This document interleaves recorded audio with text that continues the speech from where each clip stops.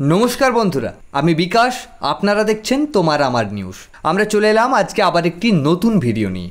আমাদের আজকের বিশেষ প্রতিবেদন, ভোটার তালিকা থেকে অবৈধ অনুপ্রবেশকারীদের নাম বাদ দিতে এবার বিশেষ উদ্যোগ নির্বাচন কমিশনের। আগামী 30শে সেপ্টেম্বরের মধ্যে সব রাজ্যের সিওদের নিবিড় সমীক্ষার প্রস্তুতি শেষ করার নির্দেশ দেওয়া হয়েছে। জানাবো বিস্তারিত আমাদের আজকের বিশেষ প্রতিবেদন।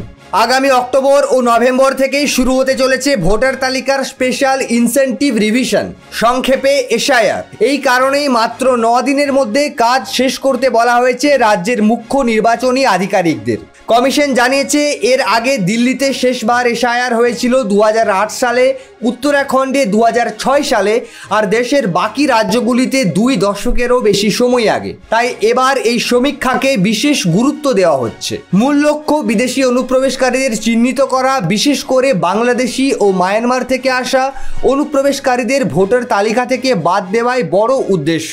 কমিশনের তরফে জানানো হয়েছে, প্রতিটি ভোটারের জন্মস্থান খতিয়ে দেখতে হবে। সম্প্রতি একাধিক রাজ্যে অভিযোগ উঠছে, অনুপ্রবেশকারীদের অনেকের নাম ভোটার তালিকায় ঢুকে পড়েছে। ফলে 2026 সালের বিধানসভা ভোটের আগে বড় পদক্ষেপ নিচ্ছে কমিশন। উল্লেখযোগ্যভাবে তখন ভোট হবে পশ্চিমবঙ্গ, অসম, কেরল, পুদুচেরি ও তামিলনাড়ুতে।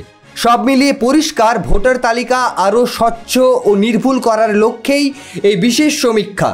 আর তাই সেপ্টেম্বরের মধ্যেই সিওদের হাতে সময় বেঁধে দিল নির্বাচন কমিশন। সম্পূর্ণ প্রতিবেদনটি নিয়ে আপনার কি মনে হয় কমেন্ট করে জানাতে ভুলবেন না। আমাদের আজকে দ্বিতীয় বিশেষ প্রতিবেদন, ট্রাম্পের ভিসা ফতোয়া কার্যকর হতেই ছুটি বাতিল করে আমেরিকা ফেরার ধুম। শনিবার রাত থেকেই শুরু হয়েছে এই হুড়োহুড়ি। মার্কিন প্রেসিডেন্ট ডোনাল্ড ট্রাম্প H-1B ভিসার নিয়মে আকস্মিক পরিবর্তন এনে জানিয়েছে, এখন থেকে মার্কিন সংস্থাগুলির কাছ থেকে এককালীন $1 লক্ষ অর্থাৎ 88 লক্ষ টাকা জমা দিতে হবে।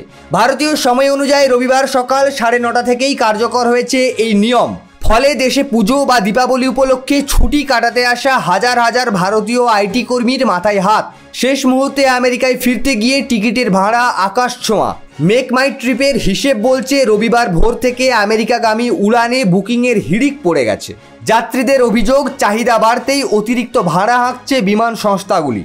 এয়ার ইন্ডিয়ার সরাসরি ফ্লাইট হোক বা দুবাই সিঙ্গাপুর হয়ে যুক্তরাষ্ট্রগামী ফ্লাইট, সর্বত্র ভাড়া বেড়েছে।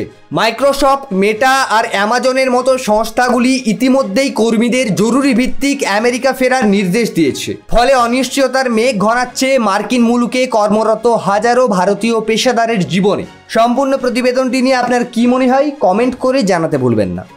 আমরা আগামীকাল আসছি আবার একটি নতুন ভিডিও নিয়ে। ততক্ষণ পর্যন্ত ভালো থাকুন, সুস্থ থাকুন।